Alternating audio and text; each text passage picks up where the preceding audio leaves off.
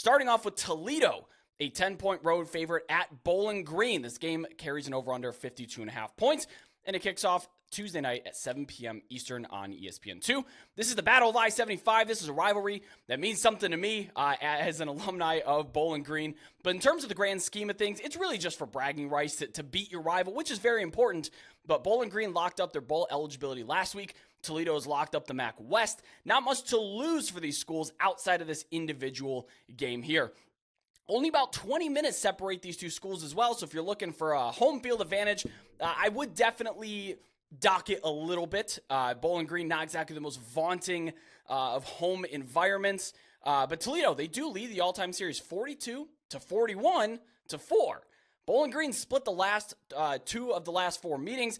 They have a chance to even this series all-time at home. Now, they are dealing with some injuries in their backfield.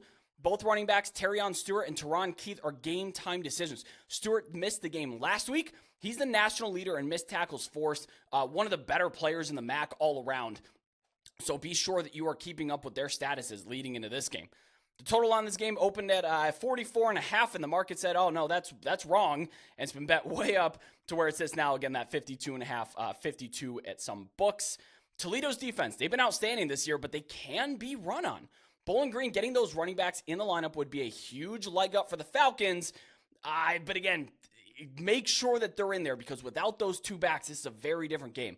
Toledo's defensive backs are locked down, one of the better units, not just in the MAC, not just in Group of Five, but honestly in the entire country. I don't think Bowling Green's going to have a lot of success being able to pass on them with Connor Bazelak. They bring in Cameron Orth around the goal line to be kind of a rushing dual threat quarterback. I don't see them having a lot of success, especially when you look at their past opponents. Toledo is a real step up, especially along that defensive front. Bowling Green's recent opponents have been Kent State, Ball State, Akron, and Buffalo. So again, big jump up in talent, in opposing talent level here. Even if you look at their strength of records on the season, Bowling Green's strength of records, 66. That's helped along by a really nice win over Georgia Tech early in the year. And Toledo's strength of record, though, 32nd. So there's a big discrepancy here between who these teams are playing and how they're performing, at least according to ESPN's FPI metrics. The Rockets haven't done a really good job covering this season, but the last two games, they took care of business. They beat Eastern Michigan by 26, Buffalo by 18. On the other side, I'm wondering if Bowling Green can contain Toledo running back Penny Boone, but I'm also wondering if Penny Boone can take care of the football. He's put it on the turf a lot more than you would like to see. Very talented freshman, but again, ball security issues so far this season. We'll see if he's able to turn that around in the offseason. Bowling Green does lead the country in takeaways, so there is actually a route for not just a cover, but an outright upset here. If they force turnovers, and again, Toledo they're prone to turning the football over, that changes the calculus of the game quite a bit. Ultimately, though, the Rockets, far more talented than their rival Falcons. They're a lot more athletic, a lot bigger along both lines. But again, they don't take care of the football very well. That's a route for losing to what they would probably consider an inferior opponent. I hate talking about Bowling Green that way, but it's just a fact of the matter.